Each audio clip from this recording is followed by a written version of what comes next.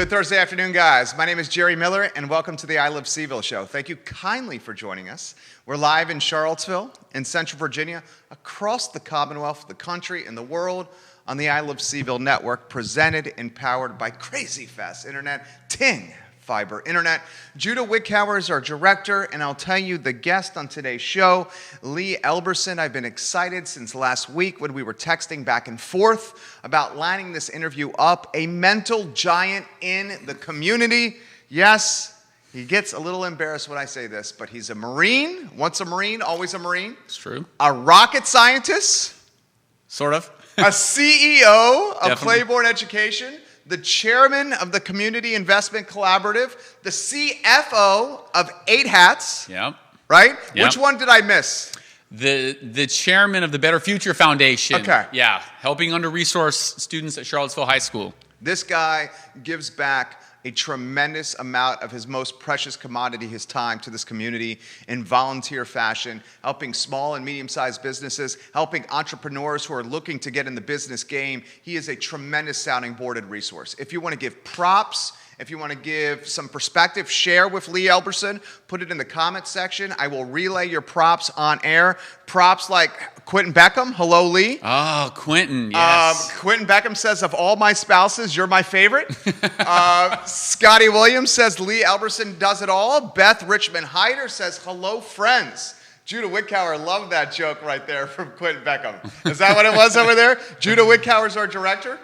We love to get him in the mix. Oh, Judah's going to talk here, Lee. Oh. Quentin's the man. Quentin Beck, QB is the man. We Yeah, love he is. QB on this program. All right, so why don't we start open-ended? State of the Union for Charlottesville and Central Virginia from a man who knows the community inside and out. What's Lee Elberson's State of the Union here? Whew. All right. So I think it's always best sort of to start at the top and think about, like, what has this last year done? So I think about basically what it's done to consumer spending habits is in my mind what's really shaped a lot of the changes that we're seeing. What is this virtual work presence done? And looking at now, as we're seeing the vaccine rollout being very successful. I think Blue Ridge Health District moved to 1C today, and so as we're looking towards the future, thinking about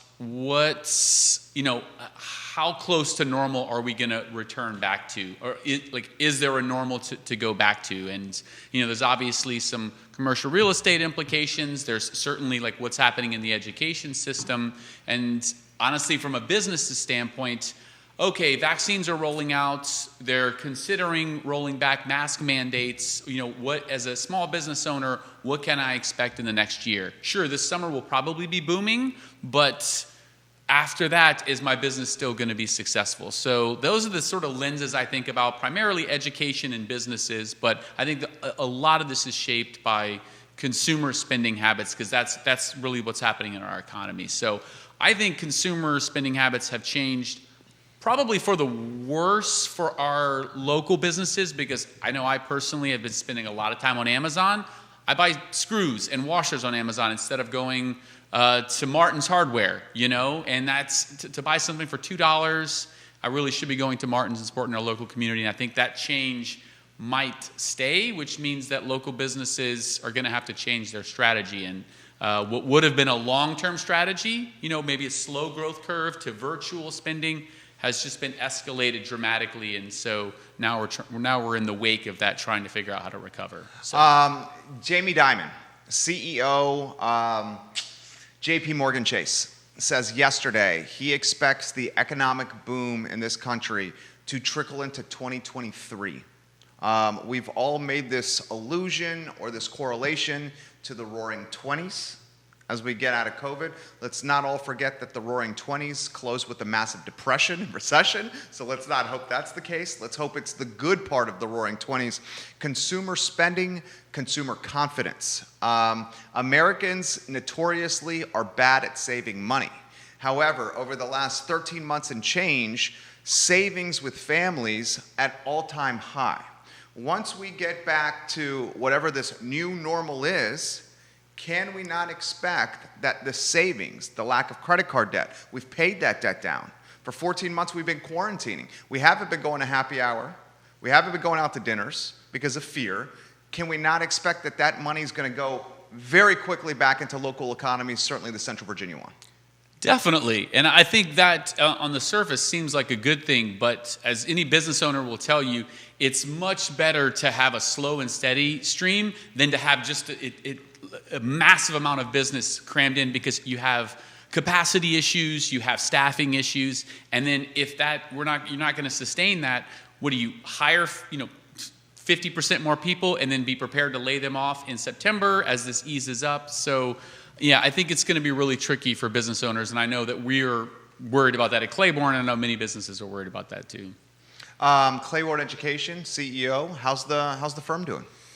Man, tough. It was a tough, basically the entire last year. We had a boom last summer. I think that there was a lot of concern about what was going to happen as we were rolling out of the end of last year in virtual schooling, and so a lot of parents were doing prep last year. But as we moved into virtual schooling, I think there wasn't the same felt need for tutoring and support, because by and large there was grade inflation and it didn't look like students were doing bad. Now we realize there's tremendous learning loss, as they say. So I think next year is going to be booming, but we were running super lean for about 6 months. I mean, just skeleton crew, and we unfortunately had to lay off one person, which I guess is a good thing for a staff of 20 to only have to lay off one person. But now we're starting to see that rise again, and I think next school year we're going to see a massive rise in basically private education support. So independent tutors and companies like Clayborne. A lot of questions coming in. I'm going to get to the questions here in a matter of moments. Darren Piscotti? Pashota, he's my cousin, yeah. He's in California. He's watching in California? Watching in California. It's 9:30 in the morning there, so. He's got a question for you. You have 7 states watching you right now. 7 states here, much of Charlottesville and Central Virginia as well. All right, State of the Union, Charlottesville and Central Virginia, you gave it from a business and economic mindset. How about State of the Union, Charlottesville and Central Virginia, from boots on the street? The temperature of what you're hearing from people saying, feeling. We got an election around the corner. We got a downtown mall that has a 25% vacancy right now. In a strong economy, that vacancy rate is below 1%. You go down Route 29 and you see 4 lease signs in all the buildings. You go to 5th Street Station, see 4 lease signs in all the buildings. I talk to my friends that are restaurant owners, like Peter Castiglione, the owner of Maya Restaurant. He says, Jerry, I can't find people to take jobs. We're hiring. We can't find people to take jobs.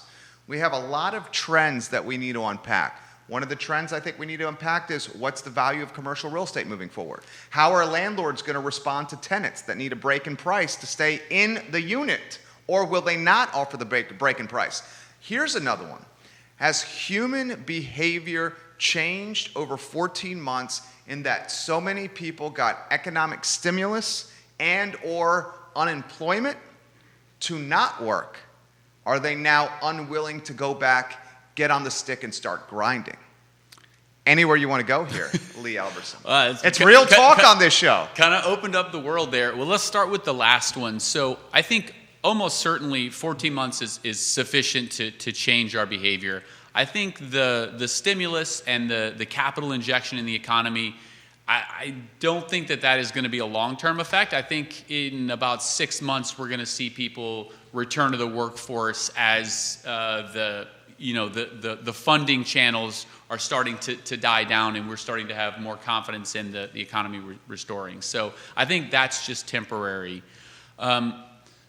The commercial real estate, I'm lucky I don't know a whole lot about it, but I know some great people in real estate. Quentin is one of them. This is my business. Of course, you too. Yeah. And then Lisa Herndon, she's another one. And it sounds like there's maybe facing an existential crisis. And I think this is probably what everybody's worried about, is as we have moved more to virtual, let's start with businesses. Businesses are likely never going to return to the same amount of in-person activity that they had. Microsoft did this really fascinating work from home study, and then that was that 70% of employees wanted to work from home.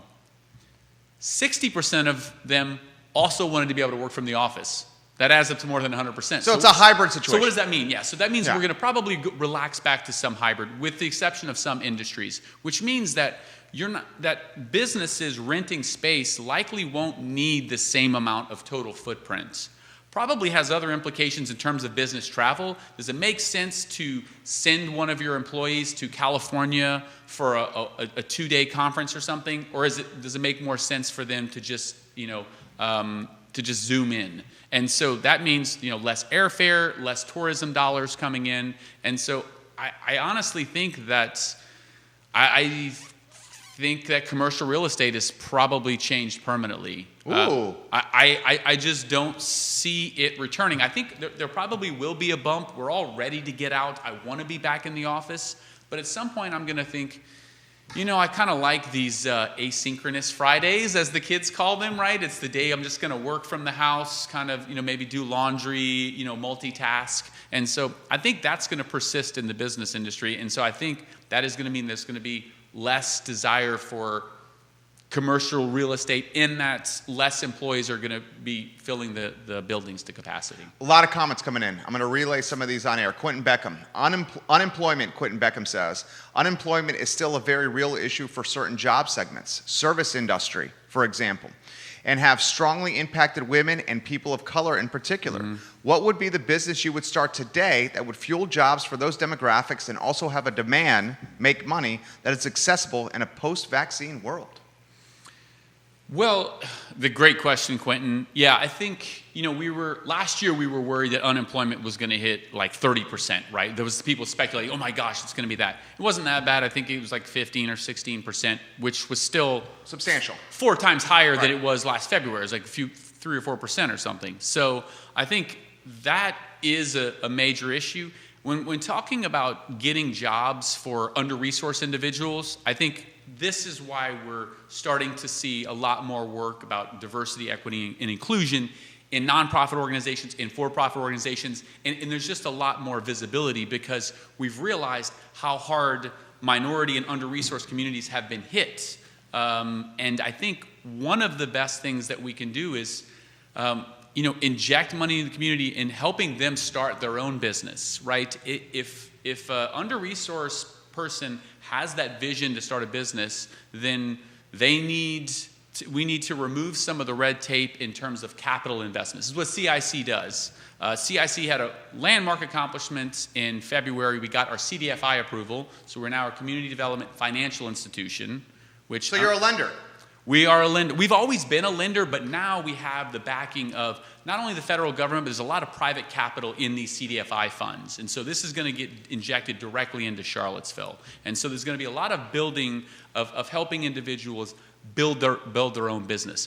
What does this mean for big companies looking for work?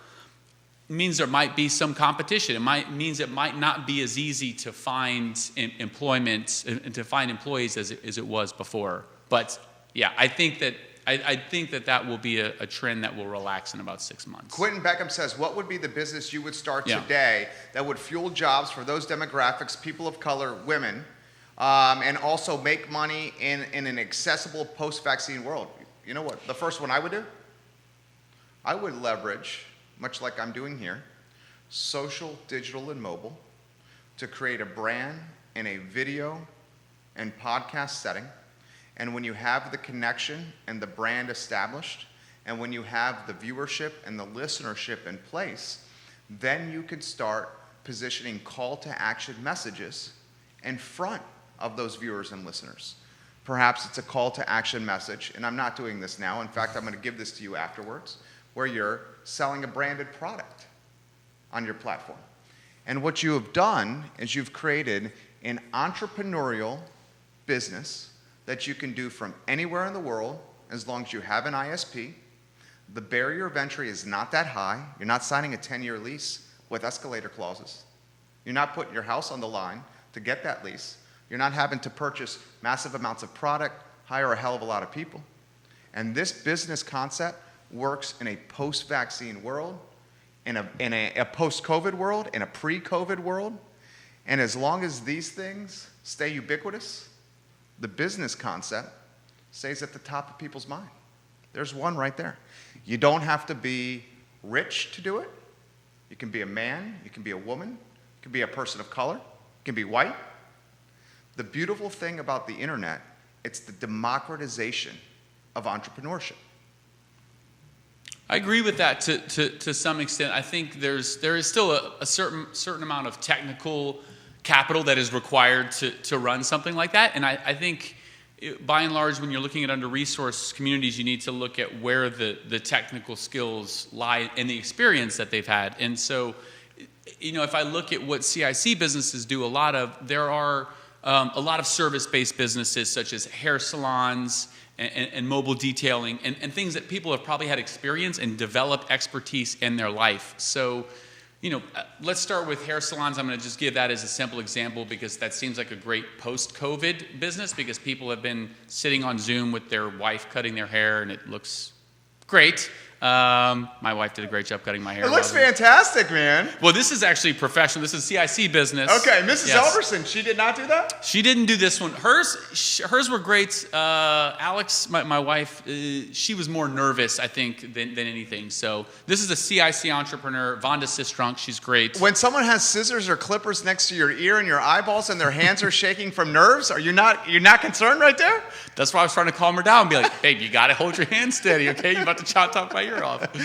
So, I would think about how do you support business? How do you support them? Like, let's say they don't want to start a business, right? Like, that's my mind is always being entrepreneurial. They're like, look, I just want to cut hair and I need an easy way to do that. So maybe these co-working spaces, maybe this is the way to do it. Like you said, maybe this is a way to get real estate involved and say, how can we minimize the amount of things that they need to do? There's places like, I think Phoenix Salon does this, but say, here, you're just going to pay us this. Here's your rent. Here's your internet. You do this in some of your spaces, right? Here's everything you need to get started, and then you're just gonna cut hair, which is what you're good at. And maybe you have a client list. Maybe you have a walk-in. That's what I would think about is how can you facilitate those sort of trades that are very very prevalent in the under-resourced community. That way, you're not retraining, and it's something that they're passionate about, and it's a job they're likely to stick with. We have, you brought this up, we have 27 executive offices.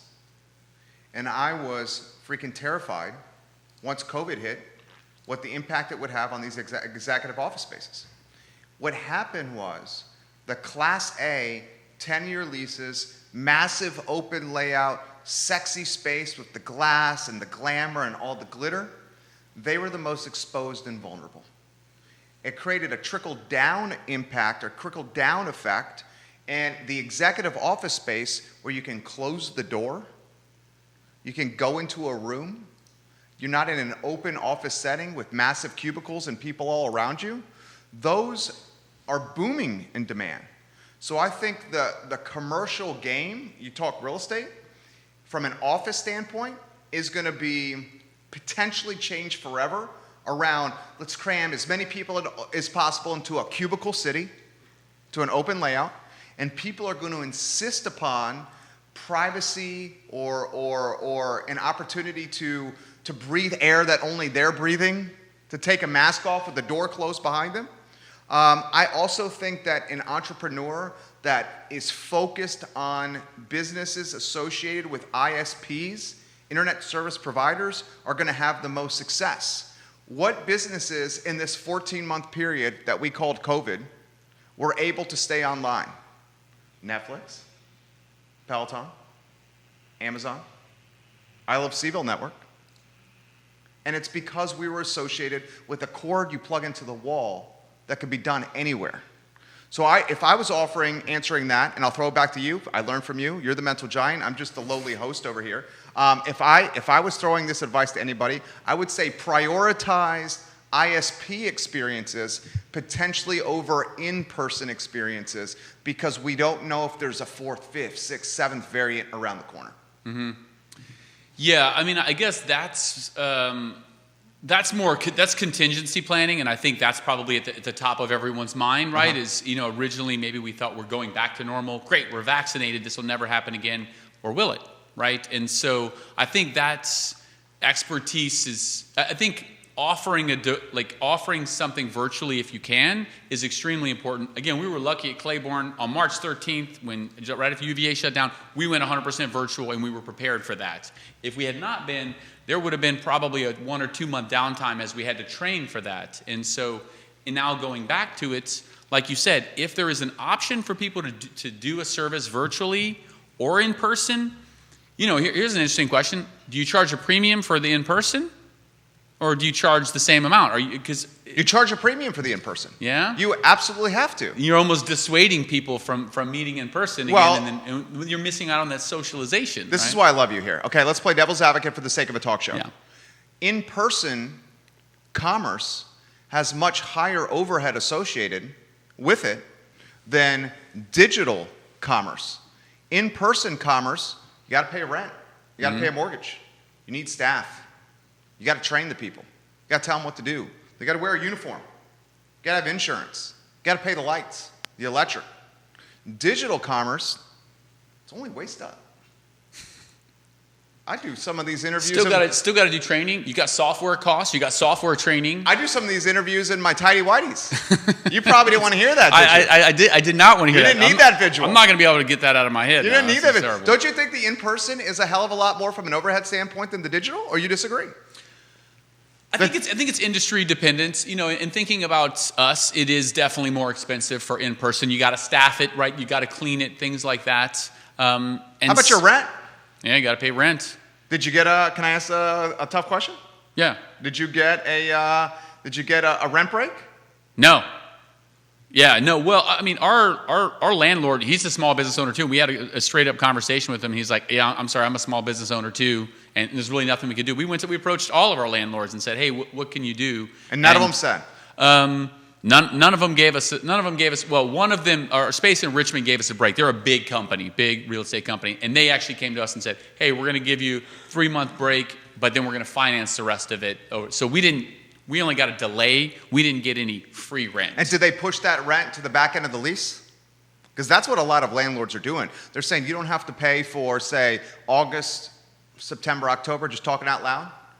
But that 90-day period, we're going to tack onto the back because we still want our taste. Yeah, they did. They just basically they took a 1-year lease, for instance, and then just financed over the course of 9 months. So yeah, we just paid a little bit more.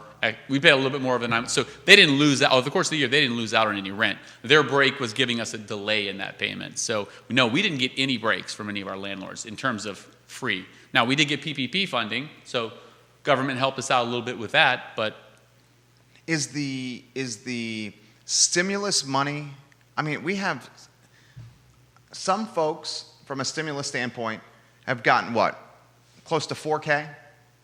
Mm-hmm. Free money from the government? Individuals, yes. Individuals, close to $4K, right? Mm-hmm. That's a rough estimate. Yeah, with kids, more. Yeah, with kids, more. Maybe 10,000 if you right. know how many kids you have. Yeah. Over 10K with kids, depending on how many kids you have. Mm-hmm. Maybe even more than that if you have a lot of kids. Yeah. I mean, if you're that farmer that's producing babies so they can work the farm, you were probably sitting pretty during COVID, right? Then you got a ton of unemployment. Yeah. That's come out. Has human behavior changed? And it changed the mindset of getting on a stick and grinding. Why are our colleagues that are business owners saying we can't find anybody to hire? Why is that happening? Yeah, I think that I don't know if the unemployment or the funding is the only cause for the change in behavior. I think that there's a lot of concern with the confidence of meeting in person and exposure risk. I think that's certainly playing into it. I don't think the individual stimulus checks really provided that much security. You got one check, great, Jerry. You can make it an extra month. I mean, if you're running a household, that doesn't make you feel that good. I mean, you breathe easily, but then the next week you're starting to worry about where it's going to come from. But the unemployment payments were substantial. Yes. Right? Yeah. They were. So Vanessa Parkhill says this. I have a client, and Vanessa Parkhill, please correct me if I'm wrong here. I believe you are an accountant and in the bookkeeping business. I believe that's what Vanessa Parkhill says. I have a client who needs laborers. They're having trouble getting responses to their ads. It's physically demanding. I'm afraid there's a certain segment of the population who may be choosing to ride the unemployment wave and possibly work under the table to fill in the gap before going back to their regular job. Sad face emoji. Yeah, but I believe that's a temporary problem, right? At some point, unemployment can't sustain like this. Something is going to break. So maybe it breaks and maybe it slows down in 3 months, in 6 months. So it's a temporary problem. And so I guess what we're thinking of is what do we do in the next let's say it's 6 months. What do we do in that time period until people start getting back out and start feeling more confident to work in the workforce? You know, if you're a small business owner, you know, I guess you A and B test it. Do you have to pay more, right? That's more out of the pocket of the business. Maybe you can't afford that. So I don't know what the right solution is to that. There's just a labor shortage, and that means as a business owner, you either, you scale back your business or you change your model, right? Has the mood shifted, changed, been adjusted at all when it's come to launching a business thanks to COVID? This is what I would think. You're much more connected than I am when it comes to entrepreneurs, okay? The clients I'm working with, often small to mid-cap, right? We're talking clients that are doing, $500,000 to $25 million. Okay, so I would think, because of COVID, and a lot of it I'm relating to my experiences. My business is 13 years old in May 31st. We launched this business in 2008 in a housing recession, okay? I remember this recession feeling the need to get empowered with my finances and how the money was coming in and the control that I wanted to have with generating income. Now, unfortunately, for 6 months, I had no clients and was pretty much, stealing food from a buffet, Pana Garden, when they weren't looking. Literally, that's how I was eating. I was scraping food into a Ziploc bag from a buffet, okay? And I did that went there once or twice a week, and they said, "We see what you're doing, sir. We see what you're doing." But that's what I could do. Do what you got to do. So I would think that the folks are more inspired or influenced or encouraged to launch businesses now because over a 14-month period, potentially their employer had to shut down because of circumstances they couldn't control, a virus that was in the air that we didn't know anything about. Is that a safe statement to say? Or are people fearful to launch the business now? I think, looking at it from a statistical standpoint, I think applications to CIC's workshop were down, which... That's a good barometer. Yeah, that probably means that there's less, so think about the logic of it. It's like, I'm working for Jerry. Jerry had to lay me off because he's not sure how his business is going to do. Is your first inkling to say, I'm going to start my own business? It's like, wow, maybe I do it better than Jerry, maybe I don't, right? So I think that if you're struggling pulling in resources from your current employer, the idea of starting your own business, I think that there's more fear there. And really? Yes. So you think the entrepreneurial spirit may have been diminished because of this 13, 14-month period we call COVID? Yes. Dang. And it's also a lot of the businesses that are starting off are business that you would maybe start at the farmer's market. Hey, I'm producing some baked goods. The farmer's market attendance was down, and so how do you Well, the farmer's market now is a digital drive-through market. Yeah. It's almost an oxymoron. A digital farmer's market. Parting is such sweet sorrow, Lee Elberson. I think, but the Ix farmer's market is killing it. Yes, because they privatized the farmer's market. That's what they did. Yeah. Ludwig Kutner privatized the farmer's market and took it out of local government's control and privatized it, and now he's crushing. Yeah. Because that's, from a business standpoint, I think, I don't know the number specifically. I would say the drive-through farmer's market has seen significant decline. Because definitely. The idea behind a farmer's market is it's a very organic interaction. You don't want to plan 48 hours in advance what you're going to get. You want to show up and say, wow, those are some cool looking zucchini. Oh, great. You get your cup of coffee and walk around. Yeah, that's some eggs. Oh, these are some bagels. I'm just going to buy this sort of ad hoc, and that's that very organic experience. If you have to plan 48 hours in advance what you're going to pick up, it's like, well, that takes all the fun out of it. That's Amazon. Yeah, exactly, right. I can do that. A digital farmer's market is Amazon. Well, I can do that Whole Foods delivery, and Whole Foods will deliver same day. To your doorstep. To my doorstep. And you don't have to get in the car and Yeah. go to the Carver Rec Center or wherever the hell it is. Yeah, so this is the change in consumer behavior, right? Like doing that calculus and saying, why do I want to meet in person? Because you want that those organic interactions. This is why I think the downtown mall is going to start to do better, as people miss that just kind of going Human by connection. storefronts, and saying, oh, look, Jerry's in the store. I'm going to go by and say hi to him, and maybe I'll buy something while I'm in there. Brianna is watching the show in Las Vegas. She watches the show all the time. She says, you guys are not considering the value of interacting with people. We are craving this value. I think that's what we're emphasizing. Yeah, I think that's 100% what, as adults, we're craving it. I think students have seen, I know this because the world I live in is education, is students haven't realized that missing those social interactions is a lot of their cognitive development. But as adults, we have definitely missed it. And we've just been doing that calculus this entire last 14 months saying, does it make sense for me to go out and meet somebody for beers in their backyard if we have to be socially distanced, right? It's not that same amount of fun as you used to.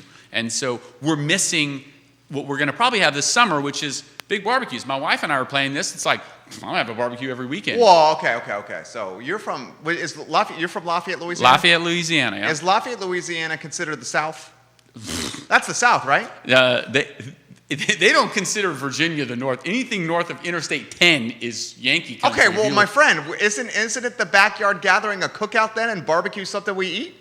Yes. Wouldn't they be saying that in Lafayette, Louisiana? I've been Yankeeized is what they would say. I'm no longer a Southerner. I don't have that draw anymore. The fabulous Cindy Elberson watching the program. Oh, yes. Your mom? Heard of her, yes. She's my mom. I literally She's said... in Lafayette. I know she is. You have 9 states on the show here. Cindy Elberson, I responded to her, I said, hello in all caps. I'm a huge fan of your son, Cindy Elberson. And Cindy says, and this is a good comment from Cindy Elberson, the apple doesn't fall far from the tree here with Lee Elberson and Cindy. She's got a brilliant comment here. She says, I'm close to retirement, and I'm very worried that the office jobs will be scarce in the future, the jobs that I know how to do.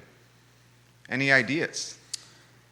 Yeah, I mean, the existential crisis that I think is happening in commercial real estate probably expands to the businesses that are renting those. I mean, I think that's what it manifests from, and how are businesses evolving. Like you said, we were forced to do virtual everything. Yeah. Virtual management, virtual tutoring, and virtual dating. You know Match.com, and it rolled out a virtual video dating function? I did. I have friends who are dating right now, and I commiserate with them because dating during COVID sounds like it's one of the most painful experiences. You're on Zoom meetings all day, and then you have to Zoom a date. And put it in perspective here, and this is not to be vulgar, this is literally from a business mindset. Durex condom sales at an all-time low during COVID. You know, I'm guessing there's probably a stress correlation there, right? I mean, I think we're at this precipice of being extremely stressed, and so again, looking forward, we're looking for these in-person interactions. And so, let's kind of take this, how do we think the business, like what is the downtown mall going to look like this summer? I think it's going to boom. I think it's going to be booming. Another question is, as a business owner, I've been trying to consider, what should my mass restrictions be? If at some point President Biden says, we've offered vaccines to every person in the country, so those who haven't gotten it don't want it. At that point, can I just stop asking people to have to wear masks? And the people that come in and let's go down this road. Yeah, the people that come in and aren't vaccinated, what is my responsibility to them? At that point, masks in the last year have been a social responsibility. I mean, I don't obviously want to get COVID, but I definitely don't want to give COVID to my mom or anybody in a vulnerable population that I interacted with. Now, if all those people are vaccinated, then the person who is most vulnerable now is the person who's chosen not to get a vaccination. I told you last time we talked, I was apprehensive about it. I don't like doing anything unless I know the long-term side effects, but I got my first dose yesterday. Johnson & Johnson for me. Oh, you got the one shot? I got a Moderna, so I got to go back in a few weeks to get my second shot. But, it's part of a social calculus, and so as a business owner, at what point, as soon as Charlottesville rolls back the mask mandate, as a business owner, do I have to listen to clients? I think you always need to do that, find out what their comfort level is. But if I can assure them that my entire staff is vaccinated, do we require masks anymore? What do you think? Okay, I'm learning from you. I'm just the lowly host. You're the mental giant here. You talk to everybody in Charlottesville, Gary. I think it's going to be, is it going to be this? No shirt, no shoes, no vaccine, no service.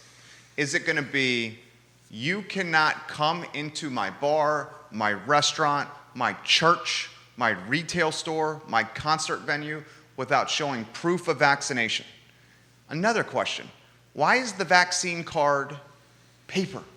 And why does it not fit in my damn wallet? Why is it digitalized that I can put on my phone? Okay, here's another question for you. As herd immunity becomes a reality, and we're getting there, slowly, we're getting there, do we then say, your point, this is a Darwinistic society.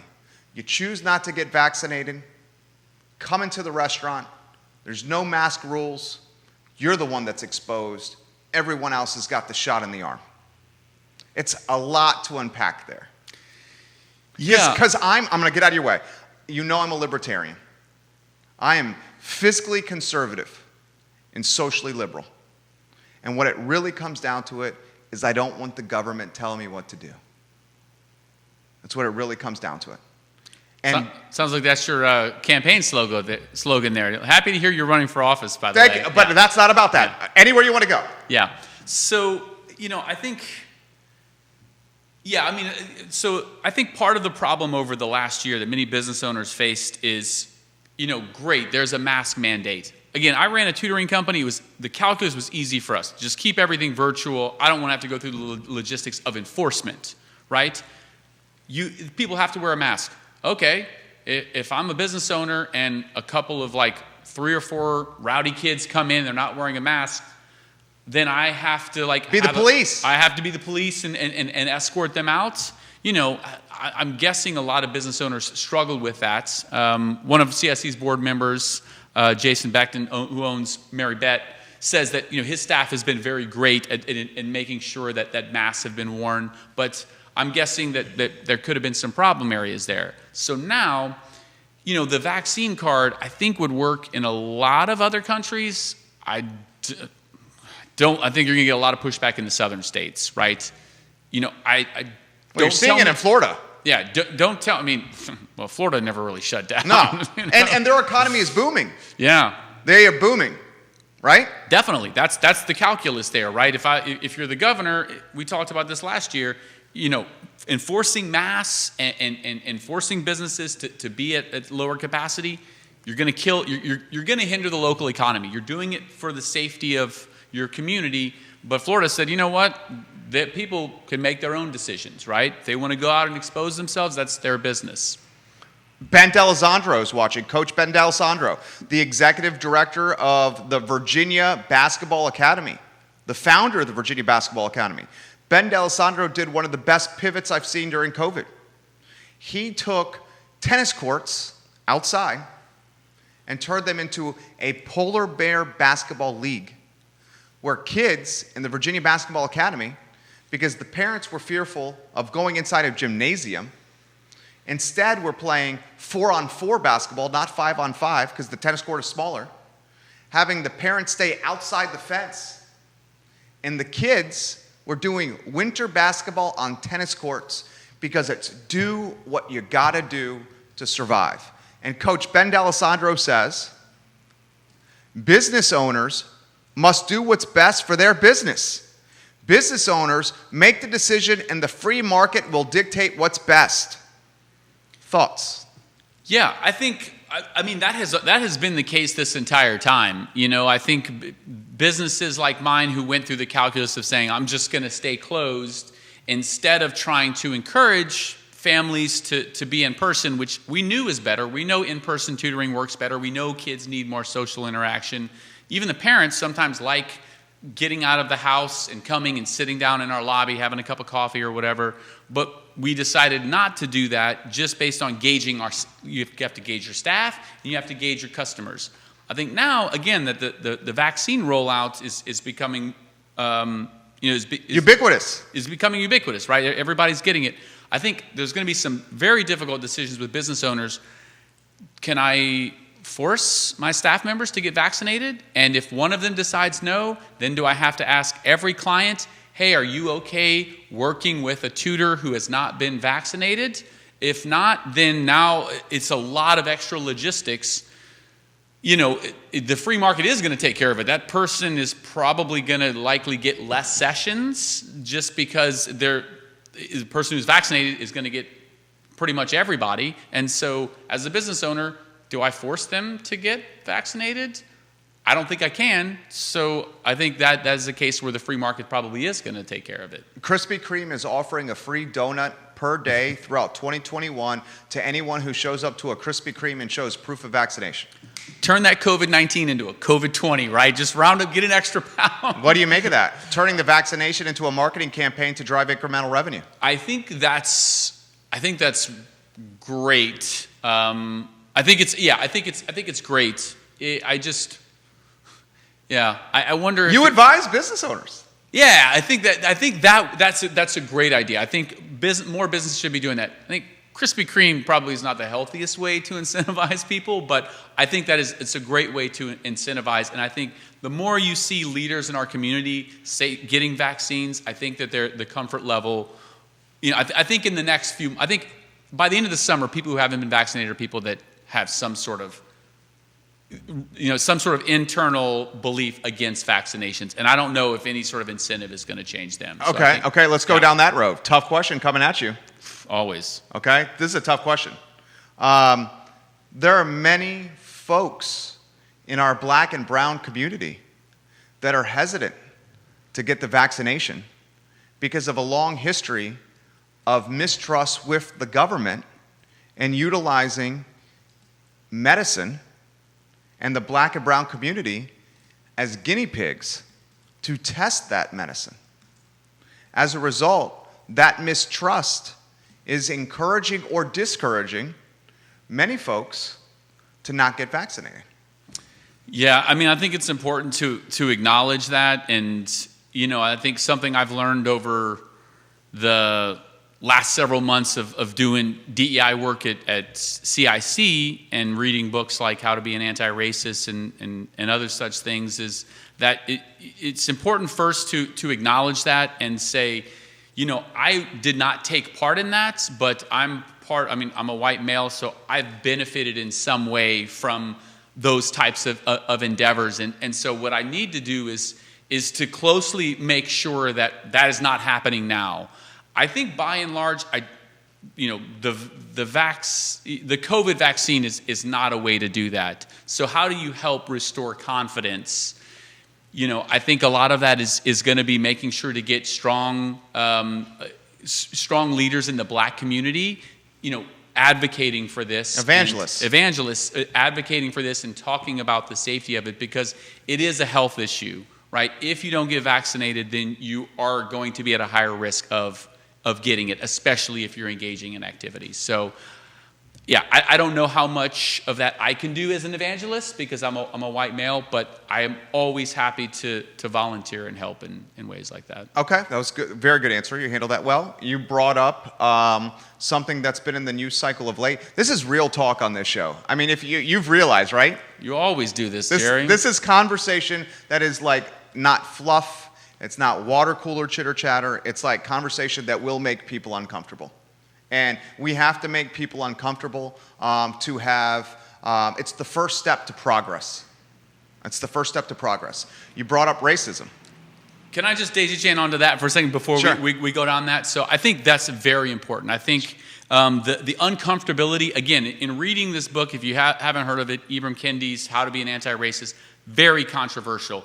rattles some of my beliefs at my core. And, I think the initial knee-jerk reaction is to say, oh, no, that's wrong. But then in sort of thinking about it, it's like, well, actually, maybe I do. I've had some racist ideas that you didn't even know about. That I didn't even know about, right? You grow up thinking that's normal, and maybe you think it's normal because your parents thought it's normal and your grandparents thought it's normal. And so I think approaching that and having conversations with people of color about those, and when you get questioned about it, not thinking of racist term as a pejorative, right? Like racist, and it's like, oh, well, I had a racist idea. You're right. That doesn't mean I'm a bad person because I'm addressing it. And again, I think that's the big part of it, is having these conversations. And like you said, when you think about public office, right? I'm sure it was pretty tough for you to contest a seat. I think school board seats, the school board used to be tough to get people to run. Now with all the focus on education, there's going to be quite a few people running for city council and school board, and I think contested seats are great because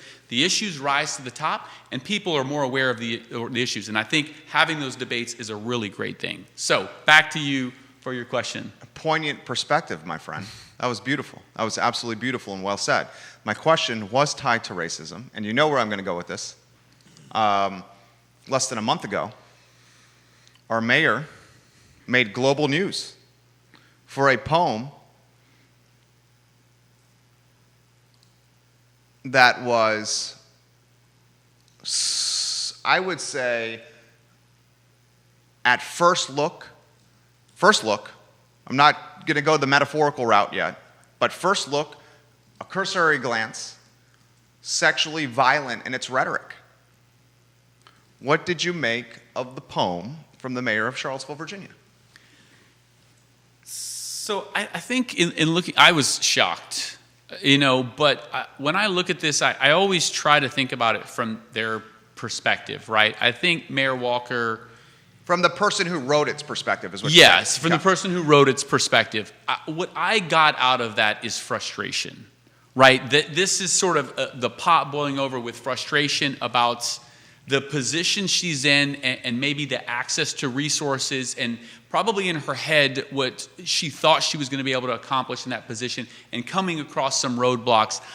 That's kind of what I got it as, is like this is a person who's very frustrated with not being able to do the things that she wanted to do. Again, I'm not supporting what she said, but I'm always trying to empathize with where did it come from, because you've had her on the show. Once. Yes.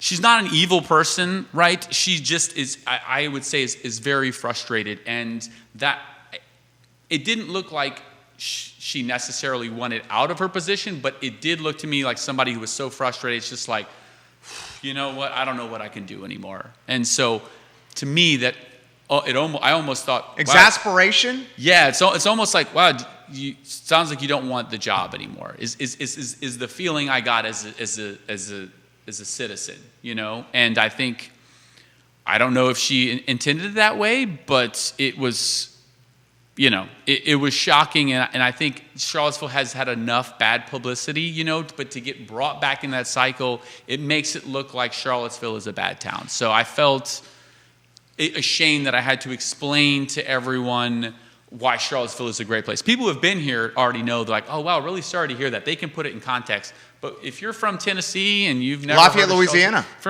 People from Lafayette know Charlottesville's a great place because I'm up here. But like, if you're from somewhere that hasn't heard of it, right, then you don't have any context. They're like, I love CVille. Why would you love CVille? That's the place they had, right? They have all those racists, right? That's what people are going to think of. People have all those racists there. So I think we need somebody in that position who is going to be a peacemaker and is going to help us build our community. We talked about this before. Is going to funnel all of the ideas that are coming from the stakeholders in Charlottesville and help provide real solutions for that. There's going to be a ton of frustration. Charlottesville's got a very dark history, but acknowledging that and saying yes, but are we moving in the right direction? Yes, maybe we're not moving as fast as you want as mayor, but are we moving in the right direction? If the answer to that is no, then something needs to change. But if the answer is yes, then let's just keep being the peacemaker and let's try to bring these communities together. What is the role of the mayor? I think, so we talked about this a little bit. I think the role of the mayor is really to to listen to all of those ideas, to be a peacemaker, and it's to be a champion for the community, right? It's you have to buffer all of the terrible things that happen. I can tell you in an organization, things always don't go swimmingly at Claiborne. I look at processes, I'm like, wow, no wonder this client is upset. They got left for like 2 weeks, nobody responded to them, right? But like, same is going to happen in a big organization. There's going to be a lot of skeletons in the closet. What you need to do is think about, okay, what can I do to improve that? I need to talk about what Charlottesville is doing great instead of exposing what we're doing poorly. Your brother-in-law, Jared Edwards? Jared, yeah. Watching the program right now. He said it is a very nice place. Jared, we're going to get to these comments here in a matter of moments. Live on every social media platform possible. If you have comments, put them in the chain, put them in the feed, and I will relay them on air. Comments coming in on Instagram, Twitter as well. I'm going to throw this to you here. Let's shift to education. Great. Here's a comment that, to the point, okay? This is from a mom. Her name is Betsy. Betsy says, Jerry, we live in a neighborhood that's in the city, and it's an eclectic neighborhood. It's an expensive neighborhood, but all of us are not from the same level of means. My neighbor's kids go to a private school that I won't name. They were able to learn throughout the pandemic, in person, and in a classroom, just like they did before the pandemic. My husband and I are a two-person working family. We do not have the means of our neighbors, and our kids, as a result, go to public school. Our children learned or tried to learn from home in a virtual setting. We realized immediately that this was not going to function well for our children, especially our son, who has special needs. As a result, I quit my job to stay and work alongside our children to help them learn. This has put us behind financially, and this has put our kids behind from an education standpoint because they're not learning at the clip they used to do before COVID. Please ask your guest what's going to happen as we move forward with some students of means learning in a classroom and my kids for 14 months learning at home. Wow, that's intense. Well, first of all, I want to commend Betsy. I think, she says her kids didn't learn as well. I think her staying home and educating her kids is probably the best experience that a public school student got this year, right? She had that hands-on, plus she learned a lot about how her students process information best, and if, when they go back to in-person schooling, she'll have a much more intimate knowledge of that. It is, I can't imagine the choices she had is, do I leave them in virtual schooling and keep working two jobs, or do we suffer income loss and I do the best I can? That's brutal. To sort of, it's like, there's not a great, it's sort of bad or worse, and I think she chose the lesser of two evils, and I commend her for doing that. I think, I told you this last year, as soon as the pandemic hit, I said, private school admissions are going to go, they're going to go booming. And they did, right? You predicted that. The value proposition for private schools was never higher because they didn't miss a beat. They had, the kids that we work with that went to private school, they were upset because they didn't get to see all their friends. But they learned in the classroom as they normally did. And it just made I think what it did is it made the achievement gap that much different, because this has always been the case. If an affluent family that has resources, they have the main, most important thing, they have time, right? If you have resources, you have more time to spend with your kids, to encourage them to do well. You have resources to send them to private school, which means they already have more resources. You probably have the resources for private tutoring. And the students who were in public school, the public schools had an impossible problem. There's no way you can get an entire school's worth of curriculum digitally in 6 years. 6 years would be hard. To do it from March to September was almost impossible. Most of the teachers just weren't prepared for that. So in looking at the learning loss that's happened in this last year, I think come September, I think by and large, it's going to be mostly in person. I think by that time, the mask restrictions and social distancing requirements will be low enough where pretty much all the kids can go in person. And vaccines potentially in kids' arms. Vaccines in kids' arms, yes. I think, according to the Biden administration, that's what they're planning on. They need this next school year to start as normal because parents have had it to hear, and the learning loss is substantial. The big question is how can you start sixth grade if you haven't really completed fifth grade, right? Now we've disrupted the entire curriculum from third grade to college, basically, because if everybody is down, it's good for benchmarking purposes, but the curriculum for sixth grade has to be completely re-engineered. Okay, how about this question? On topic right here. Yeah. Let's take the sixth grader you're talking about. Great. The sixth grader in February 2020, before COVID, he's in sixth grade, she's in sixth grade. Did the spring semester virtually, did the fall semester, so that would be their seventh grade, first semester, digitally, and did the majority of their spring semester of the seventh grade, this semester, in this hybrid setting, right? What grade is that person in? The 50% loss, I would say, if you're ballparking. They're in grade 7.5. They're not. They've only learned 50%. So they're not going into eighth grade on paper? No. With very few exceptions, we've talked about this before, the intrinsic learners, the kids who actually did learn really well virtually, and there are some, it's just a very small percentage. It's probably a few percent, 5 or 6%. So the good news is that most of the kids are in the same boat in public school. The hard part is, and this is what Rosa Atkins is trying to figure out with Virginia Learns, is, okay, so we know everybody's behind. How do we design next school year? Told you this. We should look at this as an opportunity. We've been benchmarking kids with Common Core, with SOLs. Is that the best benchmark for success? I don't think so. Is this an opportunity for us to go into more project-based learning? We've been talking about trades that are most useful. How can we cultivate those trades so that students are excited to engage in their school? That's the main thing. It's not necessarily what the kids have lost in terms of education. It's the motivation loss. How do you get them excited to learn again?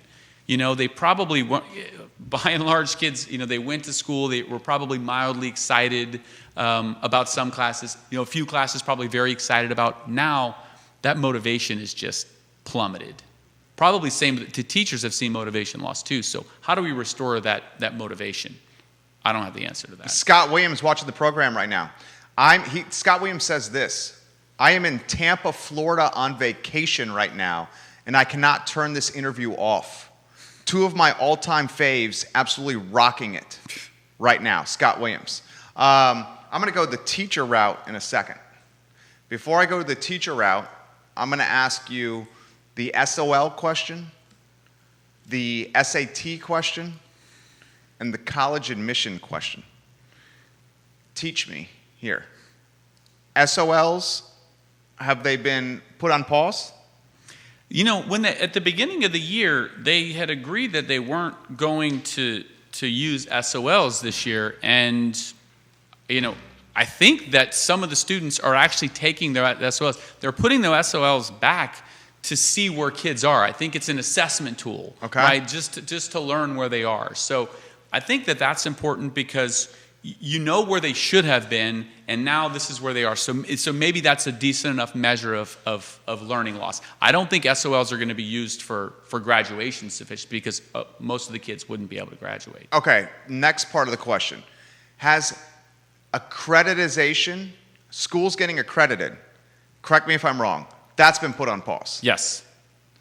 So we're not grading the schools on their performance right now, and we're not utilizing SOL, standards of learning, to determine whether a boy or girl can graduate. True. We're in no man's land, but what's the alternative? Do you put all of these kids, The alternative is private school. The alternative is Clayborne School. Yeah, but Because you had that opportunity. Someone pitched you that, right? someone pitched us that. Yeah, someone asked us to start our own school, but we're talking about a small subset of the population that can afford private school and can afford Claiborne. You know, there's a large amount of Charlottesville's population and population across the nation that can't afford private tutoring. Can't afford. What's that percentage? Their budget. It's probably 80%. 80% can afford? Cannot afford. Cannot afford. Yeah. So 20% of the population can afford private school and or private tutoring? Yeah, can afford can afford some sort of, I guess, not private tutoring that isn't just some kid in the neighborhood charging you $20 an hour. Is COVID going to be the death knell in the coffin of public schooling? No. Because public schooling is more than just, we know this, it's more than just education, right? Students go into an antiquated building that's massive, not clean, poorly ventilated. Structure and accountability, though. Extremely expensive to maintain. But it's structure and accountability. Think about it. That's one of the things that the students are lacking. So we have a bell schedule. It's like, oh, I'm going to do this for an hour. Okay, now I'm going to switch gears. Now I'm going to do this for an hour. When we put kids in virtual schooling, that's what they struggle with. It's like, now you need to be your own bell. Right? Devil's advocate, $100 million, school reconfiguration, city of Charlottesville. $100 million for school reconfiguration, taxpayer money, COVID strap budget. Where's the $100 million coming from? Devil's advocate, talk show. Where should it come from, or where is it coming from? All the above. Yeah. I mean, at this stage, this is a nationwide problem. So the federal government, the states, it should go all the way to the top in terms of fixing this problem. So I think we do need public schools. Again, it's not just education, it's structure and accountability, it's socialization, all that's very important. So it should come all the way from the top. Right? Do you agree? I do. Yeah. I mean, there's only so much that we can do as a community without. This is why we want to be in the United States. We want to have some federal support and state support, and I think that's going to be coming down. They're looking at one of the core issues in this past year that surfaced, besides businesses struggling in the economy, is school system, because look what it's done to the family units, right?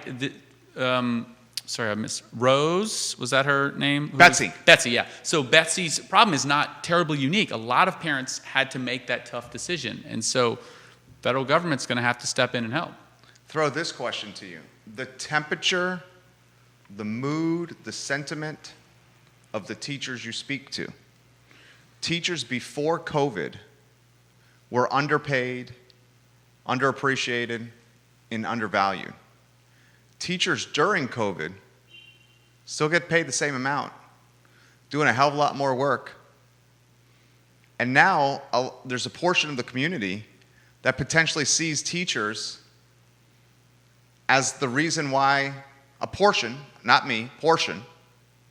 teachers a reason why kids didn't get into school faster, in classroom learning faster. Yeah, I mean, well, I think the teachers' unions did great in terms of protecting teachers' rights, right? Teachers need You got the to feel Los safe. Angeles, California Teachers Union. The Los Angeles, my brother lives in Los Angeles, works for Snapchat. The Los Angeles Teachers Union said, we will not go back into the classroom and teach students until the Los Angeles government defunds the police. There's way too much, I think, to unpack. Let's take it back to us. So I think that it's important to look at all the stakeholders and think about, we need to keep the teachers safe. The sentiment that I'm getting from teachers is that they were 100% underpaid before COVID.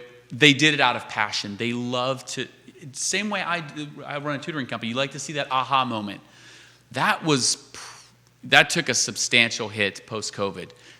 A lot of teachers felt like imposter syndrome because they're teaching. None of the kids have their video on. None of the kids have their audio on, and you don't get that same sense of justification for why your role is important, and affirmation, like you do in the classroom of seeing the students. Even that nod, that quick little eye contact of like, oh, I get it now. That was a part of like why they did it. And without that there, I think teachers lost a lot of motivation. So that we go back to this, it's the motivation loss. A lot of comments coming in. I will mention this comment to Lee Elberson. So you're blown up. You are phenomenal in this setting. I sincerely mean that. Can I quickly plug? So I'm starting. Oh, we're going to. Yeah. I'm going to hype it big time. Okay. All right. Cool. Yeah, I will hype it like more than plug. Okay. Starting a podcast next week called The Future of Education. First guest is Juan Diego Wade. Spent his entire career, discussing education. Spent 13 years on school board, running for city council. Juan Diego for president in my mind. Just a great peacekeeper and just a great guy. The entrepreneur and innovator in here, in my mind, is thinking, put that podcast on this network for further amplification. Okay. Yeah. But that's I'm gonna boom the podcast. But All right. before we do, I wanna throw this to you. Is there fear that COVID is going to discourage a generation of rising college students or graduating college students from getting into the teacher profession? Definitely. Because we're already strapped right now for teachers. Yeah, I think 100%. The teachers and the students aren't feeling that same connection, right? If you talk to most teachers, one of the initial sparks they had is they say, oh, gosh, I remember my physics teacher, right? I was struggling so much with this, and she just connected with me so well and helped me understand this. Or my English teacher really inspired me, right? Teachers inspire future teachers. And, by and large, there's just not a lot of inspiration happening over Zoom right now, happening virtually. And so we need to get back in person. But I think this, in the grand scheme of things, 14 months doesn't seem like that long if you look at a 30-year period. But this effect is going to last decades. 14 months for an impressionable mind is a huge period. Yeah. I mean, I see what my kid's 3. I see what my kid can learn in 2 hours from watching his mom and dad. Good, the bad, and the ugly. Yeah. Seriously. Yeah. I can't even imagine 14 months with a brain that's still developing. Yeah. This is a good comment. Stephanie Rhodes. Lee, what about the kids like in Louisa County school system that still went 2 days per week? Are they in a better position? Definitely.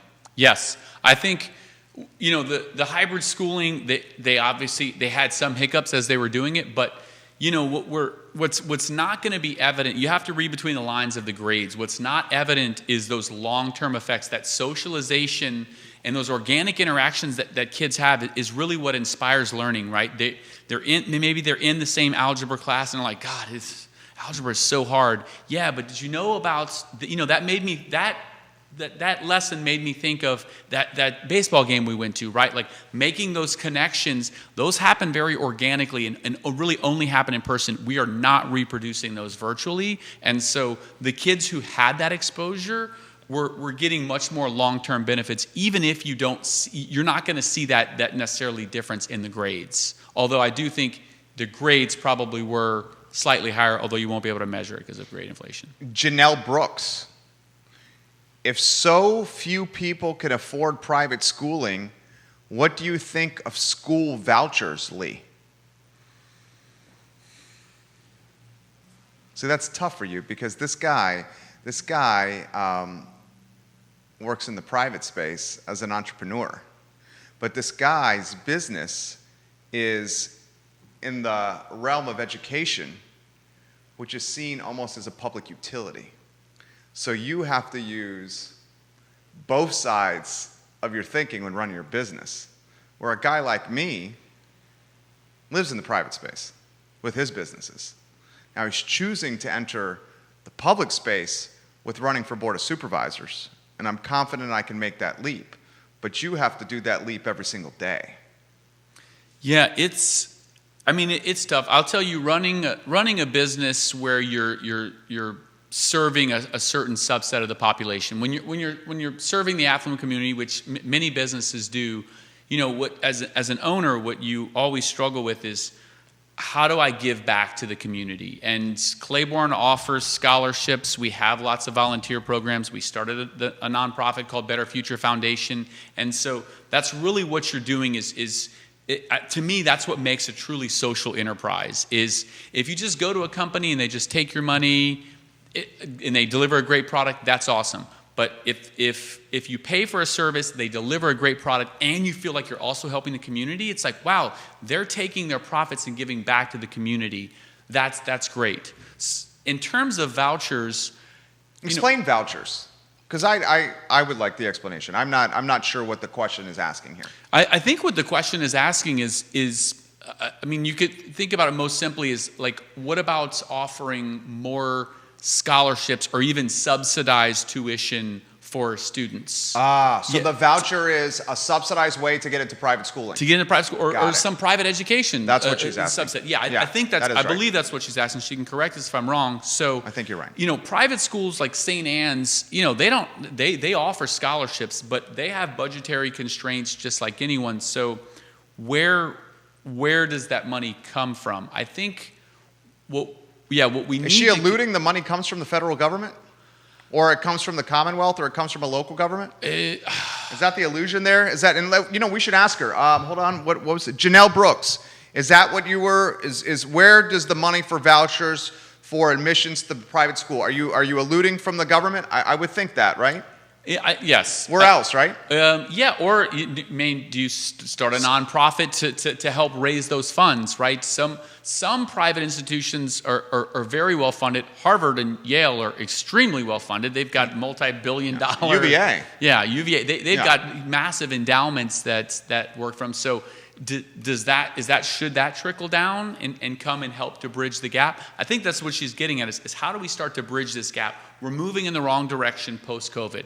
Private school is going up and public school is going down. How do we bridge that gap? And it's tough. It's very difficult with limited resources. So I'm hoping in public school, let's rethink how we're benchmarking students' success. I'm a big advocate of project-based learning. As much as I think test scores are an interesting benchmark, I think that they put unnecessary pressure on students. I know that's a weird thing to say coming from somebody who runs a tutoring and test prep company, but a project that, like if you were a student and I said, Jerry, here, you're going to come, you're really interested in tech. So let's talk about the mathematics and writing skills necessary to run a tech business, right? And then they understand the application of it. This is called goal-directed persistence, and it's something we do a lot at Claiborne. But if a student understands what the end goal is, they're a lot more likely to take care of some of the minutia of like, oh, I'm doing these exercises for this goal. But if you just tell them to do 12 algebra problems and they don't know why, they're like, this is stupid, right? Unless they enjoy math like I do. Coach Ben D'Alessandro, vouchers raise the bar and everyone wins. Yes, vouchers from the government. Janelle offers perspective. Yes, I want to know what you think of public monies being allotted to families so they are able to choose which school they would like to attend, whether it be public or private. Yes, you answer that. I'm 100% in favor. I would love to even see more of a spectrum. Instead of it being binary, having potentially some more charter schools and some middle ground where you don't have to make such an extreme decision in the trajectory. How is a college admissions director going to handle admissions in a post-COVID world that's a couple of months post? I mean, you don't have SOLs. You've devalued the SAT. The public schools aren't getting accredited right now. You got a stack of applications from private schools where students learn the same way. If you're an admissions director, I think the admissions director that was the admissions director when I went to the University of Virginia was Dean Blackburn. I believe it was Dean Blackburn. Dean Blackburn, that's not the admissions director now. I'm just doing a hypothetical. Yeah. But a admissions director at any school, yeah. Okay, has a stack of applications from students that went to private school and has a stack of applications from students who went to public school. Is the admissions director's job to get the most talented students in the school? Or is the admissions director's job to almost use a sociologist or anthropologist mindset and say, this public school stack, while from a metric standpoint, might not look the same as this private school stack, but if we only admit the private schools, that's really going to set back a huge generation, maybe two, of public schools from getting into really good schools and colleges. You know, Jerry, you always ask great questions. I think, you know, historically what SAT and ACT help do is it helped provide... The barometer. Yes. It's like a home that's for sale. You use the comparables around the home to price the home. It's the same concept. Yes. And I think in an ideal world, if you had a racially and gender unbiased standardized test, that would be a great benchmark to have so that you know that a kid applying from Louisiana and a kid applying from California, what their caliber is. Because the university is trying to ensure, I mean, the four-year graduation rates are something on their mind, but they want to make sure that they're positioning a student for success, much like CIC is trying to position a business for success. You want to make sure a student doesn't come in, feel overwhelmed, and then leave the first year. So in looking at that, a standardized test provided that. Now, there are there was definitely racial and gender biases that have been proven in standardized tests, but I think by and large, it's a wealth bias. If you have resources, you are going to do better on standardized tests. You're going to do better in school, your GPA, everything's going to be better. You're going to have more time. So as what college admissions officers have to think about now is college is a business. They don't do it for free. You know, UVA's trying to meet $1 billion budget a year, and so who's paying for college, right? If you have students coming from public school, how are they getting money for this? Are they all of them going to take student loans? Are you going to provide some subsidy? Now more than ever, students are going through that calculus thinking, is it worth it for me to pay $40,000 a year to go to school? Or do I just go to the small liberal arts college for $8,000 a year? And so I think admissions officers now are in a much more difficult position because they have to figure out who is going to pay, and now the data points are even more washed out because, you know... He's basically saying this, and correct me if I'm wrong, I'm just going to cut to the chase. You're basically saying this stack of applications from the private school is a stack of applications that's coming from parents who could afford private school. Mm-hmm. St. Anne's Bellefield's $28K plus a year for St. Anne's Bellefield Academy. If they could afford $28K plus a year, what's the UVA in-state tuition? 30 something? In-state? I think, I actually don't know off the top of my head, yeah. I would bet it's less than 28. Yeah. I would bet it's less than 28. A year? Yeah. No. For in-state? I think it's more. Okay. But anyway, Let's somebody can fact check it. Let's say the same. This stack of applications from a student that went to private school, their parents could afford $28K a year, whatever it is. And on top of that, they learned in a classroom. On top of that, they learned in a way that was how everyone was learning. This stack of applications is coming from kids that went to public school. Their parents may not have the economic means of this stack. And on top of that, they learned in a way that we have no way of justifying the credibility of how they learned. And the dean of admissions is hired to bring people in that will not only embody the mission of the university, but probably even more importantly, be able to write a check to cover the tuition cost. Right.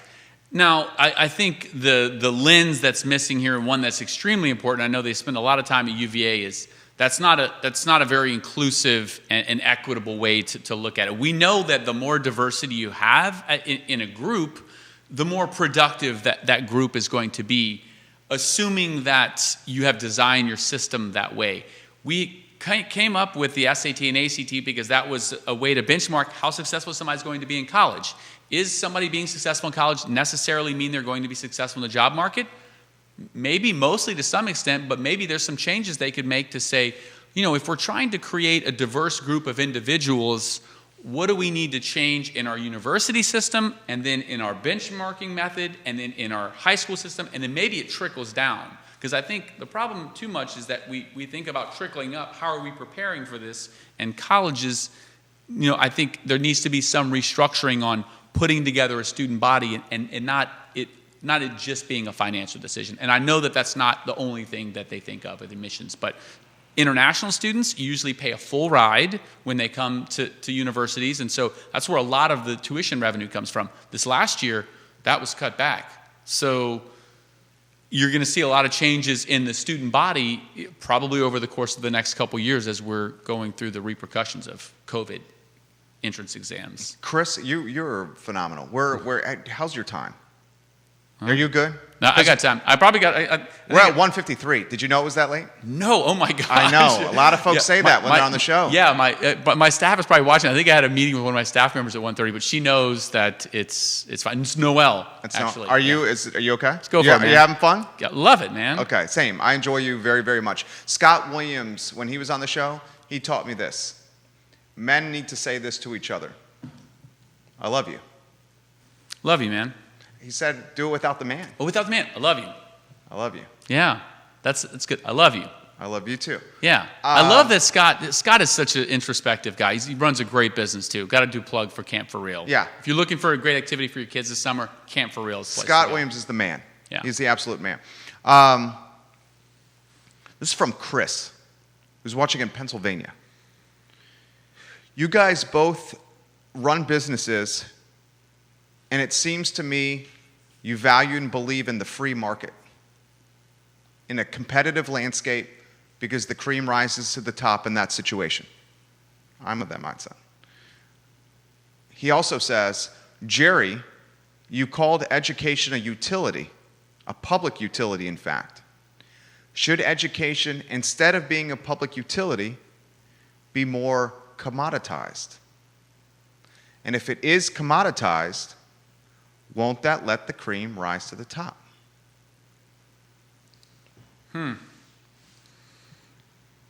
That's a great question.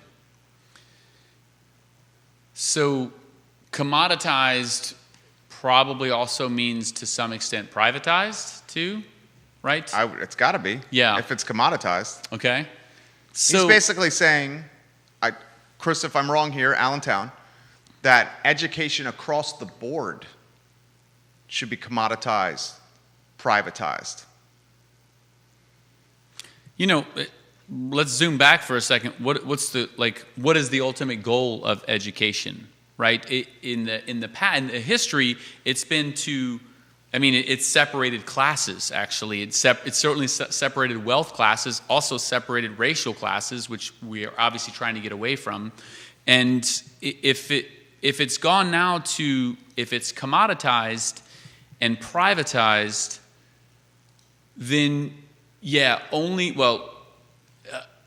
the people that can find the resources necessary to purchase that commodity then would get it. So I think there needs to be some tweaking in that respect, because then it's not equitable. Then it's definitely not equitable. But if you find a way to do it in such a way that everyone has that opportunity. The best teachers get paid the most because of performance. Privatizing education. You perform the best as a teacher, you get paid the most money.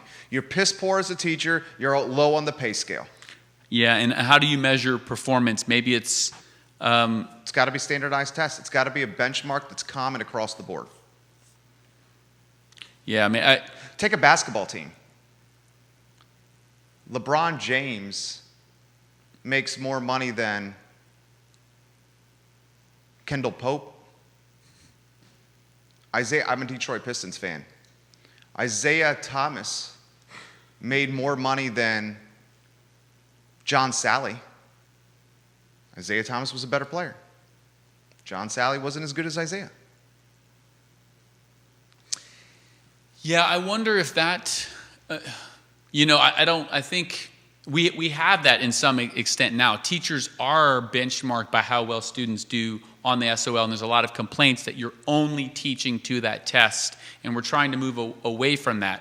And is a standardized test, or an SOL for that matter, a good benchmark for how successful that a student or an adult eventually is going to be in our community? How do we measure success as an adult? Is that so that you can make enough money that you give back to the community, that you volunteer, that you start a business and then hire somebody? Like what is the benchmark for success? That you're using less resources that burden the government? Well, our city teachers can't afford to live in the city.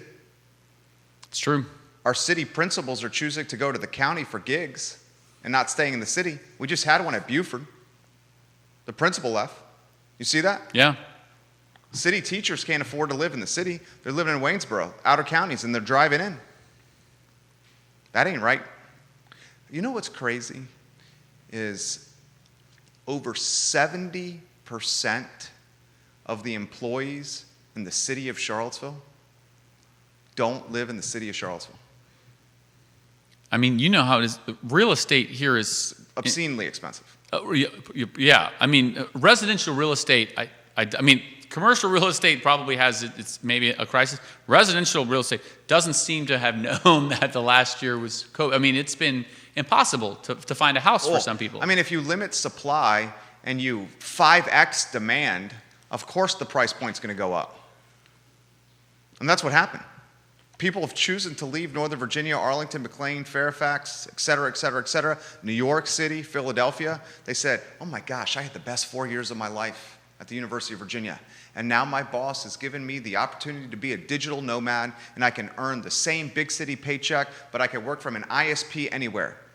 Why wouldn't I go to the place that I wax nostalgic about and go to the 4-year place that was paradise?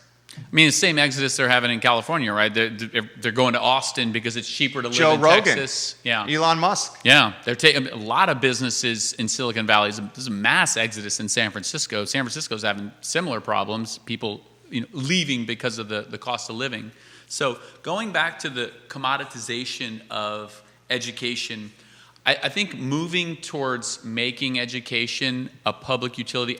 I actually think that was a good idea. I think it should be a way to provide structure and accountability and the opportunity to educate, to educate everyone. And it's not like Charlottesville High School doesn't put people into Yale. There are students from under-resourced communities that make it there. It's just much more difficult. And I think what we need to do is make that path easier. I don't know how to do that. But I don't know if commoditization pushes that in the right direction because of what you said. It's not equitable, and that's what we need to be focusing on, this lens of, equity and inclusion. Quentin Beckham's been watching for 90 straight minutes. I love you, QB. I love you.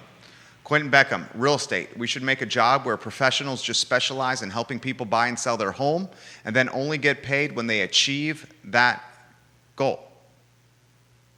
We should make a job where professionals just specialize in helping people buy and sell their home, and then only get paid when they achieve that goal. That's what real estate agents are. Mm-hmm.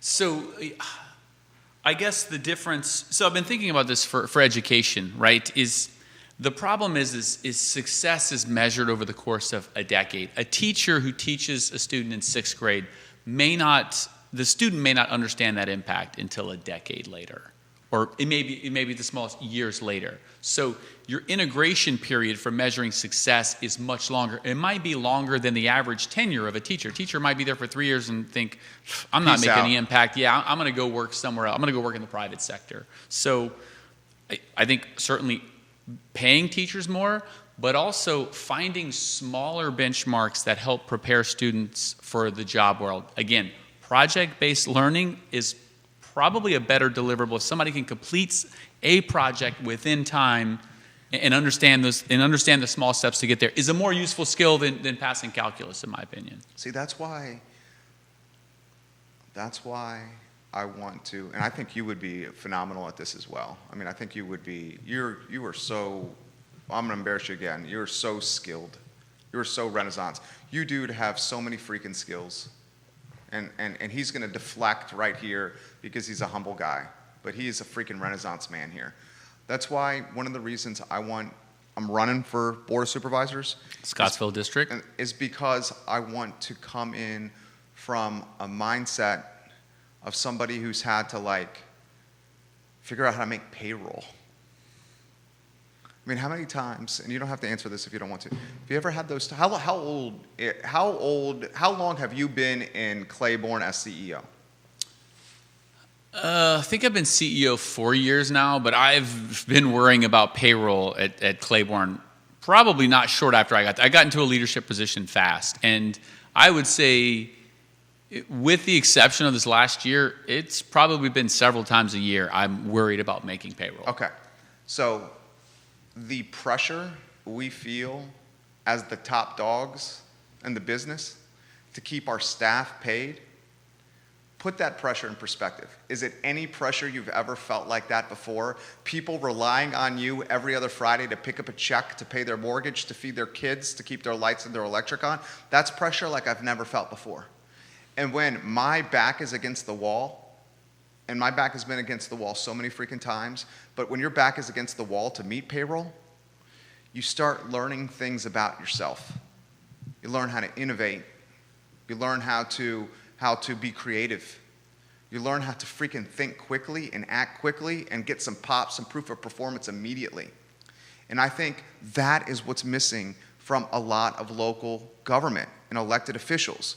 They're coming in from this mindset of activism, or this mindset of volunteerism, or this mindset of we'll figure it out, as opposed to someone who literally has people relying on him or her for their mortgage. And that pressure keeps you up at night. I don't want to speak for you. Yep.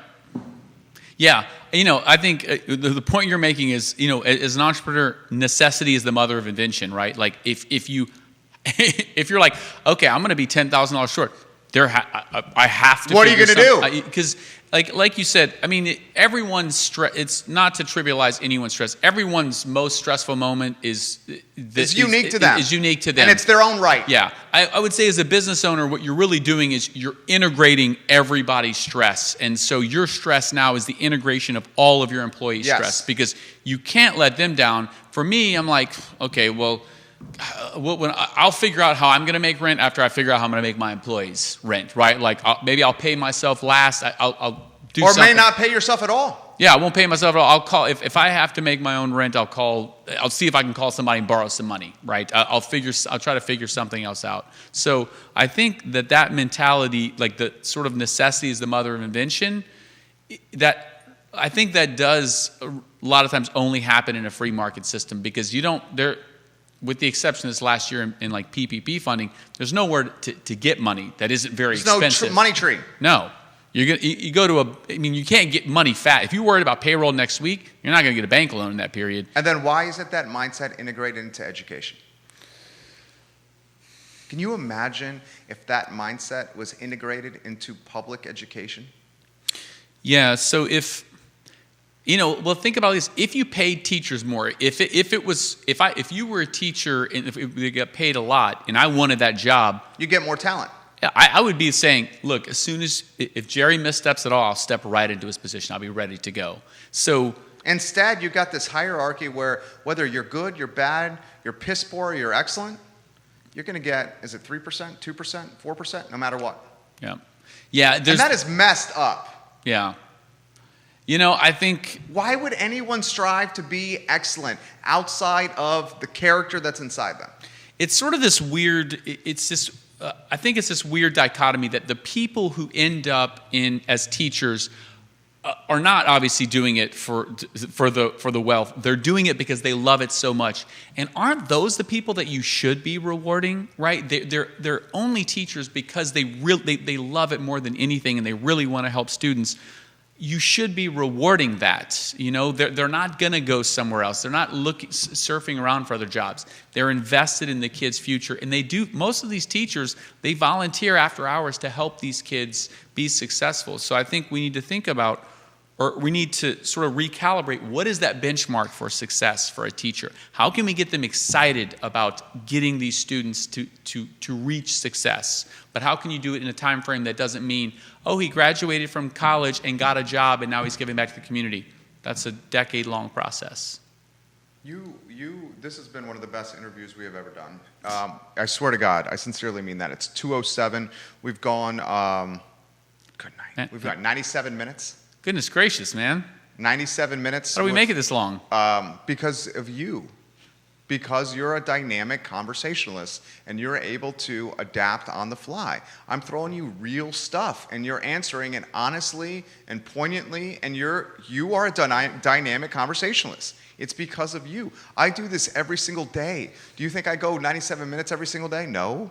It's because of you. And the first time you looked at the clock, you were like, what? It's this time? Yeah. It's because of you.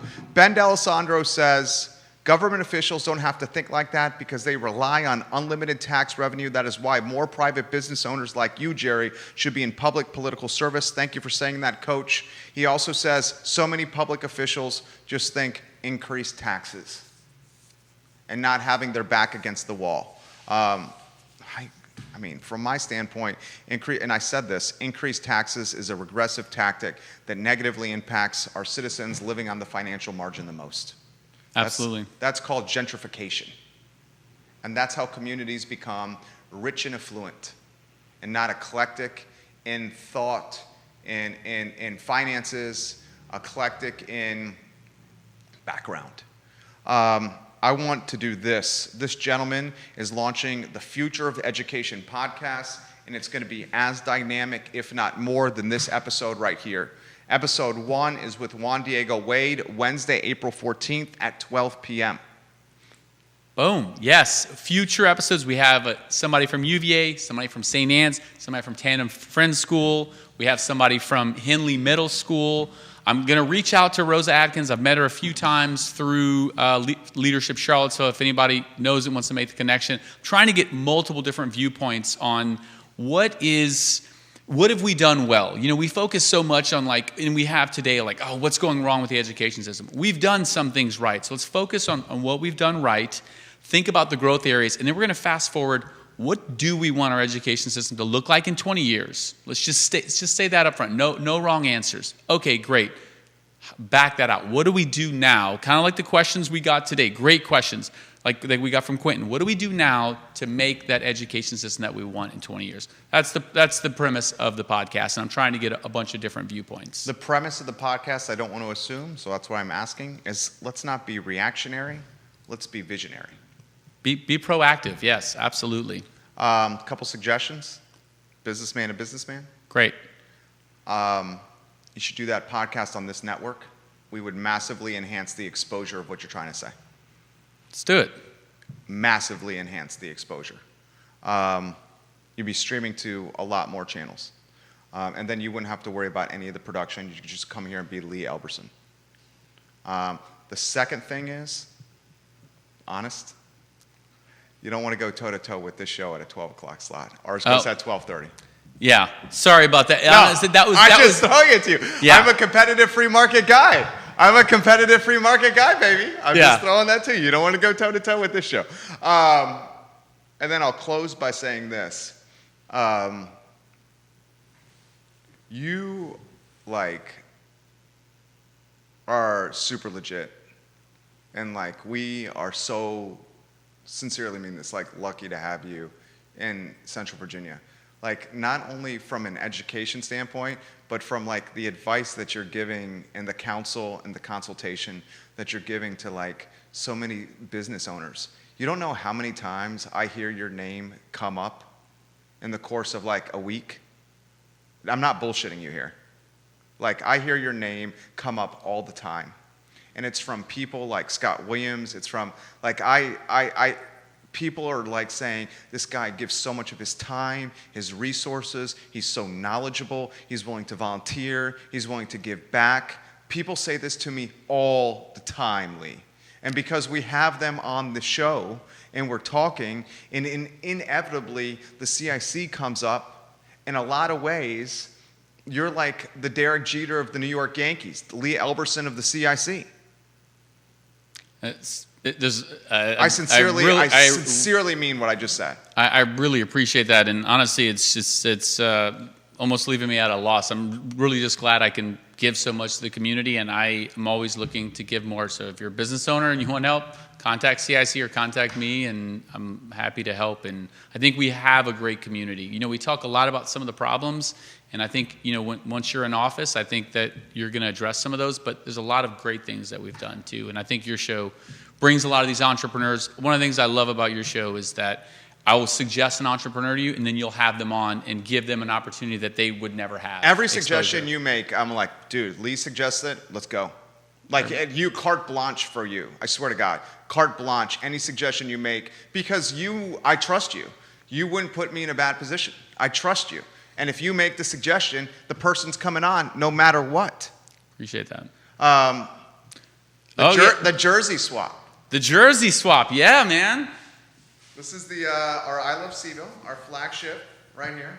And this is the Clayborne flagship. Claiborne flagship. Is that next level? What do you got over there? We got. Well, you're gonna see this. Oh yeah, this is next level. I know T-shirts well. Oh man, yeah. So this is a Gildan soft style. You can get a little, you can save a little, and enhance your margin if you go with the Gildan soft style. I'm not trying. I know you're not selling it. I want people to wear this. The most important thing is get something comfortable that people will wear, man. It was a joke. So my friend Lee is. You said you were a large. Yeah. I told Lee that I'm a medium. Medium, yeah. That's the I couldn't small find medium. that. Maybe Gildan makes those. Next level doesn't make it. It's like you got to pick medium or small. How I'm vaccinated. How are we going to do the jersey swap? Are we going to just? I'll do whatever you want. We've been staying 8 feet apart from each other the entire interview here. I feel comfortable with you, man. I got my first vaccination yesterday. I don't get my next one until a couple weeks later. So let's do this, man. Love you. Right? I love you. Love you. And now I get to wear my shirt. I'm going to wear this right here. Claiborne, baby. Claiborne, baby. This is schmedium. Is that a medium? Yeah. Because I have a small. See? Oh man, you're A+ people. Lee Elberson, guys, you got to get on. Why is Lee Elberson not on Facebook? That's a long story. How often do you get that? I get that quite a bit. Yeah, I had an issue with the stalker, honestly. And okay. Yeah, I haven't gone back. I have it for my business, and I've been thinking Fair about enough. starting another account just for ways to connect. Well, again. to drop knowledge bombs like you do here on social, I would be like, for more knowledge bombs like this, follow Lee, but they should go to the Claiborne Education page where the podcast will be hosted. Right? True. The future of education. Yes, that's true. Okay. He is the CEO of Claiborne Education, the CFO of 8 Hats, the chairman of the Community Investment Collaborative, and the chairman of The Better Future Foundation. the Better Future Foundation, a nonprofit you launched. Nonprofit I launched, yes. Yeah, this guy's all around good people, and we just spent nearly 2 hours having a real conversation on the network, guys. You had a total of 13 states watch you today.